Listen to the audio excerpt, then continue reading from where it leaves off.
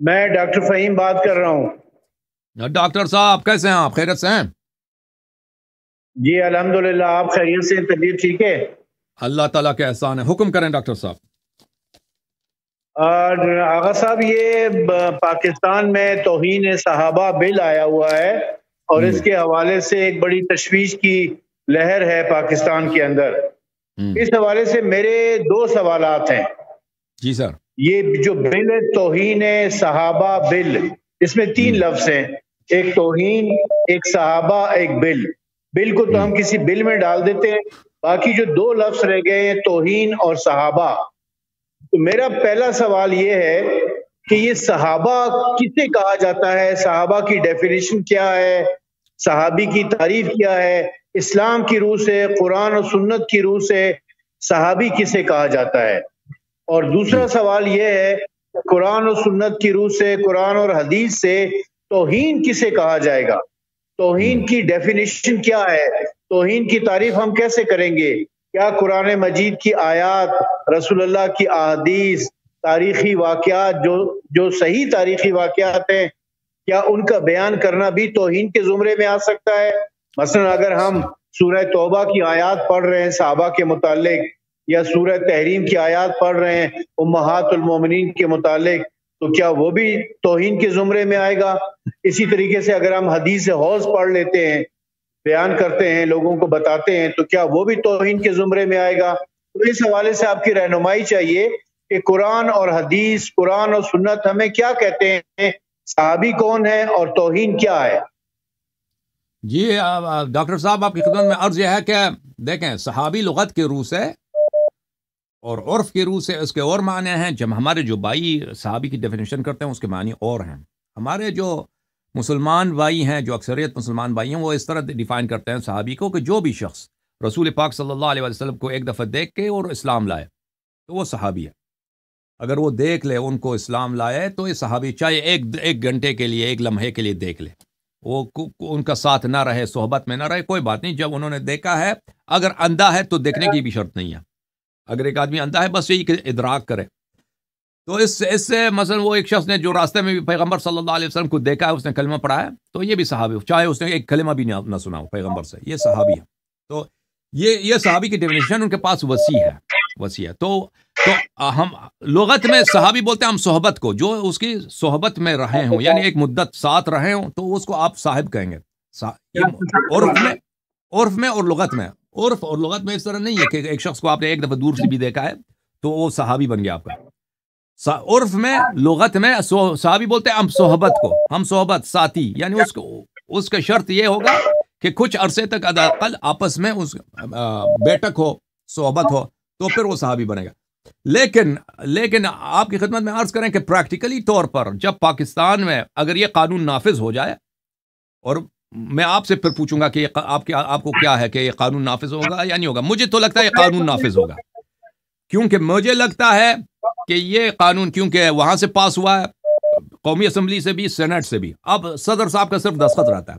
مجھے نہیں لگتا کہ صدر اس کی مخالفت کریں گے، کیونکہ جن لوگوں نے اس بل کو پاس کرایا ہے، صدر بھی ان کے ہاتھ میں ہے، اور وہ صدر سائن کریں گے۔ مگر یہ کہ کوئی ایسا واقعہ پیش آ جائے کہ ہیومن رائٹس کے انسٹیٹیوشنز جو ہیں، آرگنائزیشن، عالمی طور پر وہ شیعوں کی مدد کے لیے میدان میں آ جائیں، لیکن شیعوں کے اتنے تعلقات نہیں ہیں عالمی سطح پر ہیومن رائٹ آرگنائزیشن کے ساتھ کہ وہ، یا مغربی دنیا کی میڈیا جو ہے شیعوں کے ساتھ دے دے، وہ شیعوں کی ایسی کوئی حیثیت ہے ہی نہیں ہے، کیونکہ شیعوں کے پاس پیسے تو بہت ہیں، شیعہ مرجعیت کے پاس پیسے بہت ہیں، لیکن وہ ان چیزوں پہ کبھی انہوں نے انویسٹ ہی نہیں کیا کہ شیعوں کے پاس جو ہے، ان کے پاس ویسٹرن میڈیا پہ اتنا انفلوئنس ہو کہ ایسے کاموں میں مدد دے سکے۔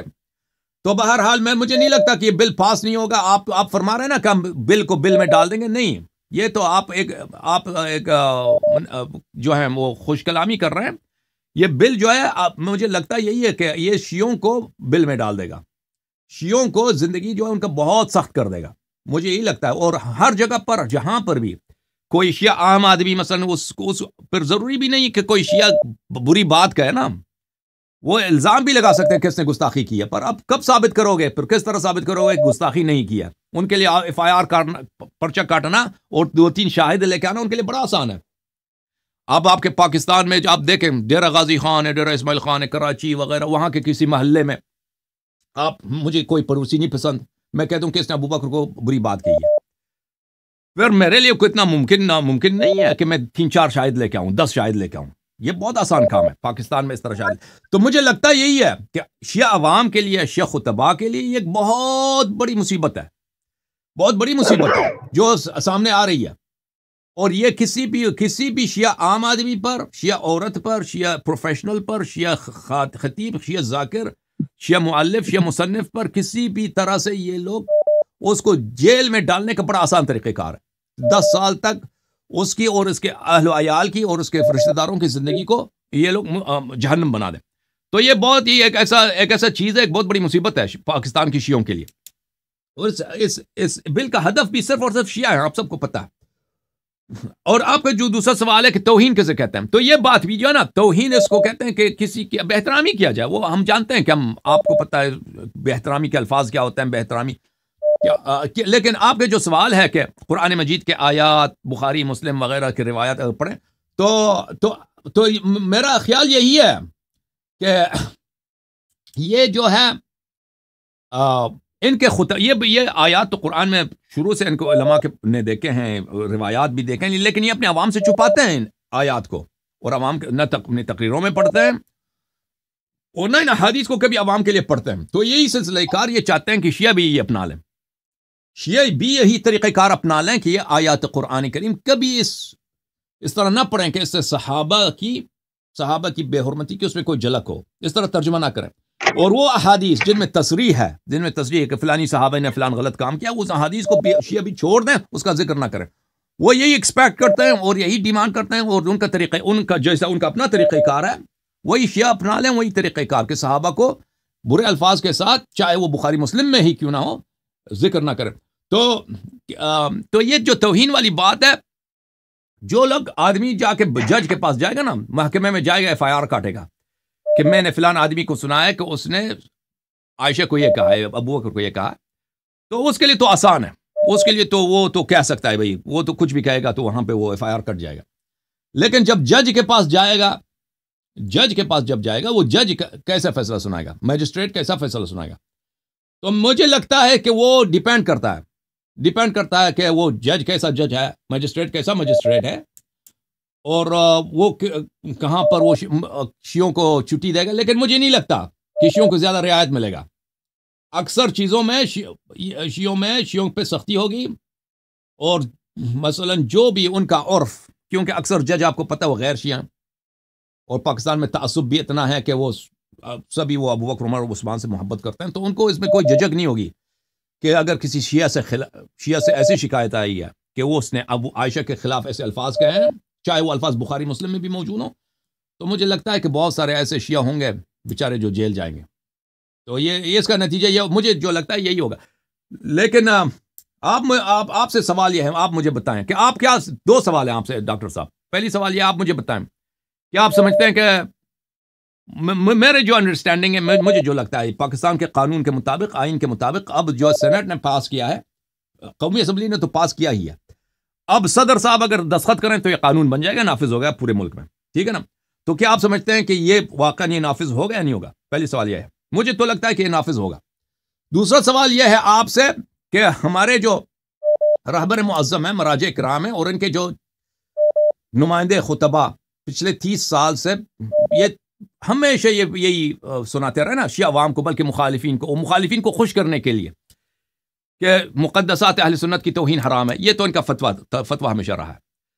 تو شیعوں کے پاس اس بل کو یعنی قومی سطح پر شیعہ جو ادارے ہیں، شیعہ جو آرگنائزیشن ہے، شیعہ جو قیادت ہے، وہ کیسے اس بل کی مخالفت کر سکتا ہے جب انہوں نے خود اپنے پیر پہ پہلے سے کلہاڑا مار چکا ہے، جب ان کے مراجع نے ان کا ایسا دنیا کے سامنے اپنے مذہب کے مخالف انہوں نے جو فتوے دیے ہیں، وہ اہل بیت علیہ السلام کا تو یہ فتویٰ تو نہیں ہے کہ ان کے مقدسات کی توہین کرنا حرام ہے، انہوں نے تو یہ فتویٰ نہیں دیا، انہوں نے خلاف قرآن، خلاف حدیث، ان مراجع نے فتوے دیے تھے۔ اب جب انہوں نے ان کے اپنی یہ موقف رہا ہے پچھلے 30 سال سے، آپ کے مشہور معروف خطبہ پاکستان کے، ان کے سب نے یہی جملے دہرائے ہیں کہ ہمارے مراجع فرماتے ہیں کہ مقدسات اہل سنت کی توہین حرام ہے۔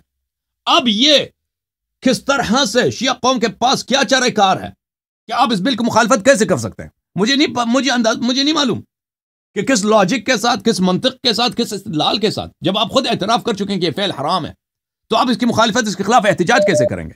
جی سر بتائیں مجھے، دو سوالوں کے جواب دے دیں ڈاکٹر صاحب۔